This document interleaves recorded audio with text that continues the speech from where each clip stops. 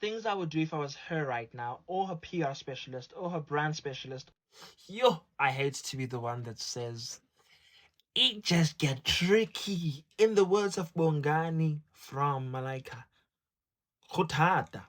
Hi there, my name is Khatavlika from Cape Town, South Africa. I'm all things PR and brand strategist, and having been in the media space for the past 10 years, radio, TV, etc., worked both locally and internationally, my vocabulary is gone because this issue just got heated. I did a video as you see the snitched, I hope that's the correct word, things I would do if I was Vanessa's PR herself or brand strategist.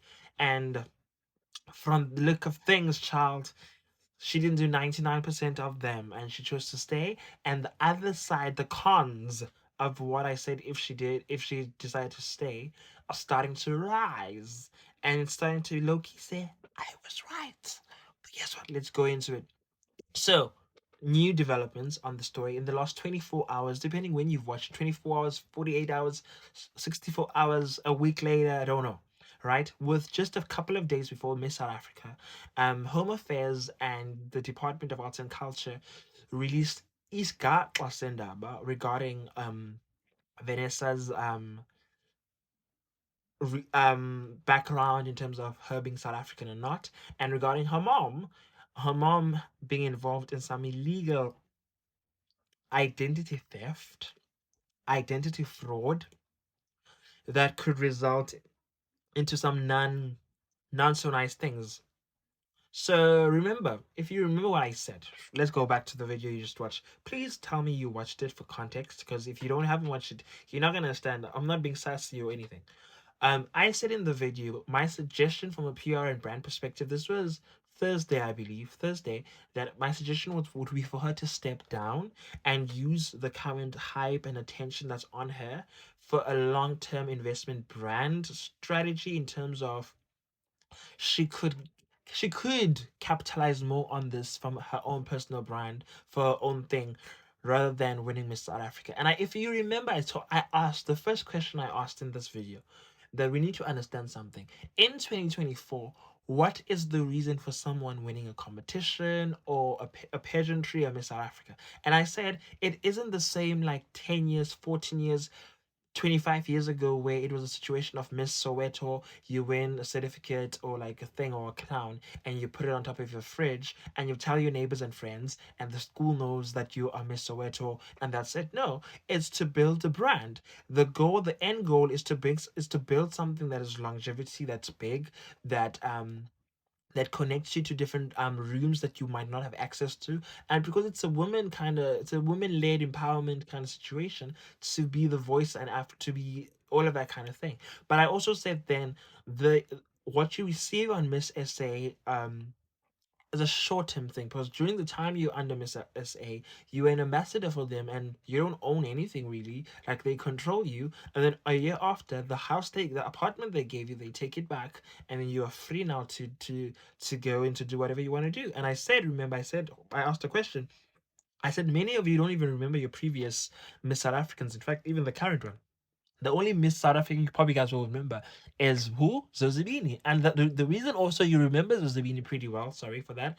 The reason you remember Zozibini for was how she represented you. She represented you like a South African in a South African nature.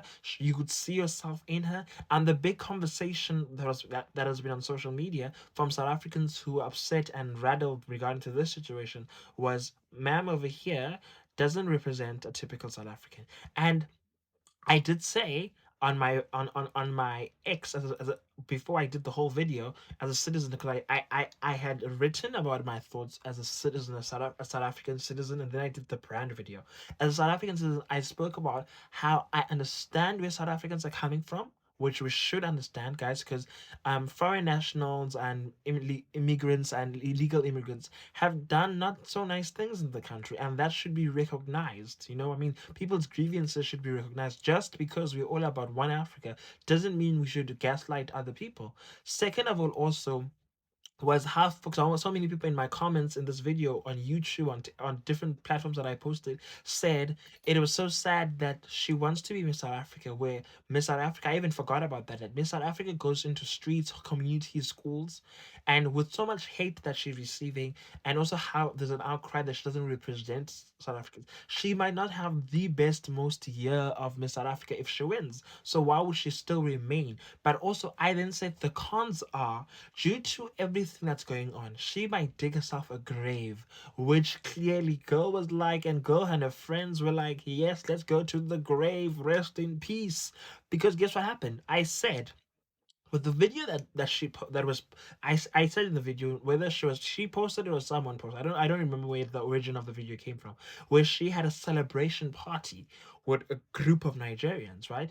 For me, that was Nigerian arrogancy, because there's this happening in your country regarding you, and instead of you just laying back, you are doing things and posting things that are very prerogative. You know what I mean? And I said in the video that the chances of those Nigerians behind that, like I said, there's nothing wrong dancing with Nigerians, right? Even though they are interesting bunch of people. Not like some of them are amazing, some of them are not. But the chances of most of those people behind her being illegal immigrants are very high, which will affect her brand and her journey. And you know what I mean? Because also it's almost like if you if you party with criminals or murderers, chances of you being arrested and you being associated with that same thing is very high, and it's not easy. I know people who are in jail not because they shot people, they killed people. They was just found around people who did those things. You know what I mean? So the fact that there was that, but also it was bringing more eyes into her life. And then there was marriage videos of her getting married, and apparently allegedly the guy that she was marrying is a drug dealer and all of those things. And for me, it was the fact that all of these things were out there during this time, where you could have hidden these things, you could have protected these things. But also remember, as much as people said, okay, the interview of the father allegedly has now been said it's not real, it was not the father and all of that. The father then said that he met the mother in the UK in 2010. Now I did say in some way, but yes, South Africans have always traveled, but 2010 UK international girl. It's giving she's affluent. She can speak for herself. The UK is very big in English. Why have we not seen the mother present? And also, a typical South African mom or has South African blood would be somewhere out on social media going, "Danko, dankum, dandam, danko," you know, those vibes. And for her mom, we weren't seeing anything.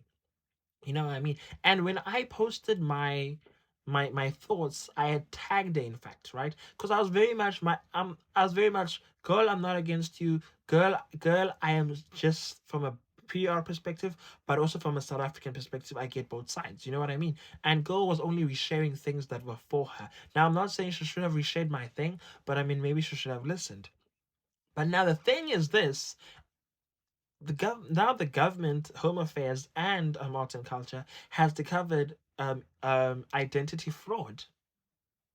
Now, guess what happens? What I said about Miss SA using her, successfully so. They were using her because guess what now?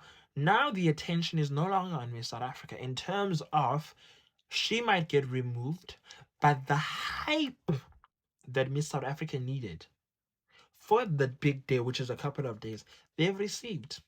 We are going to be hooked Saturday, watching the whole thing, including Queen B. What happens here now is this thing turns now and becomes a state court case, which could be the new long case, like how Steve, no, not Steve, Sizwe Meyiwa, Dr. Nandi, and Tabo Besta. A documentary might come out because now they must go find the victims, which is not her, which is not her family, which is not her mom, the victims of the people that they stole identity from. And now we will no longer know her for the model, the beauty. We'll know her for all of this. And people were like, "Oh no, she must stay," because the insults I got on social media, but also positive messages. But now that there's people like, "Oh no, she must stay so that she can prove that you must never give up." Darling, the stories of people who've never give up in the story, most of them are created. Was Dr. Nandipa Matida not the you must never give up? No, no, no, no. What is she now?